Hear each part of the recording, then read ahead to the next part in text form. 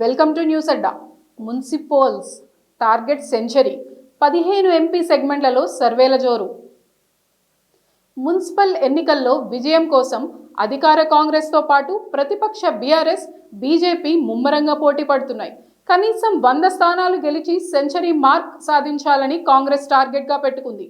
BRS మాత్రం 35 స్థానాలు తమవేనని ధీమాతో ఉన్నది. బీజేపీ సైతం అర్బన్ ఓట్ బ్యాంక్ను మోడీ ఇమేజ్తో కొట్టేయాలని ప్లాన్ చేస్తుంది. అన్ని పార్టీలు ఎంపీలు, ఎమ్మెల్యేలను రంగంలోకి దించాయి. ప్రతి పార్లమెంట్ సెగ్మెంట్ను ఒక యూనిట్గా తీసుకొని మంత్రులకు బాధ్యతలు అప్పచెప్పింది కాంగ్రెస్. జిల్లాల్లో పార్టీ సంస్థాగత సమావేశాలు పెట్టి శ్రేణుల్లో జోష్ పెంచుతుంది బీఆర్ఎస్. సికింద్రాబాద్ మినహా 7 ఎంపీలు ఉండడంతో అక్కడి మున్సిపల్ బాడీల్లో విజయం కోసం బీజేపీ కసరత్తు చేస్తుంది. గ్రామ పంచాయతీ ఎన్నికల్లో రెబెల్ అభ్యర్థుల కారణంగా దాదాపు 700 చోట్ల ఇబ్బందులు తలెత్తాయని స్వయంగా ముఖ్యమంత్రే చెప్పారు.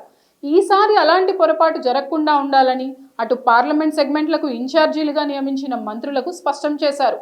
దీన్ని పరిగణలోకి తీసుకునే ప్రతి 3 పార్లమెంట్ సెగ్మెంట్లకు 1 చొప్పున మొత్తం 5 సంస్థలు కాంగ్రెస్ తరపున సర్వే చేశాయి.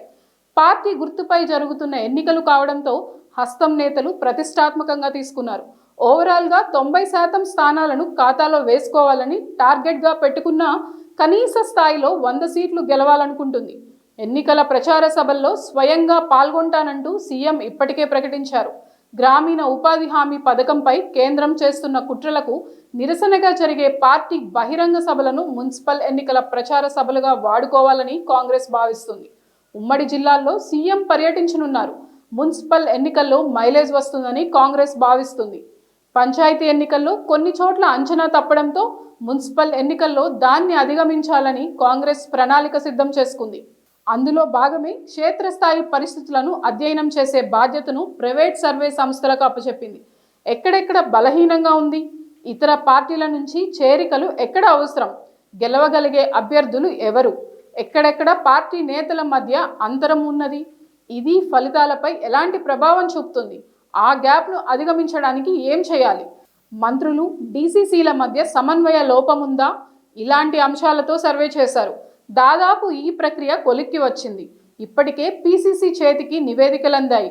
దాన్ని స్టడీ చేసిన తర్వాత సీఎంతో చర్చించి తదుపరి యాక్షన్ ప్లాన్పై నిర్ణయం జరగనుంది. ఎన్నికల ఎజెండా, ప్రచార సరళిత తదితరాలపై స్పష్టత రానుంది. ఈ రిపోర్టుల ఆధారంగానే అభ్యర్థుల ఎంపిక ఖరారు కానుంది. సర్వేల ఆధారంగానే టికెట్లు ఇస్తామని పీసీసీ చీఫ్ ఇప్పటికే ప్రకటించారు.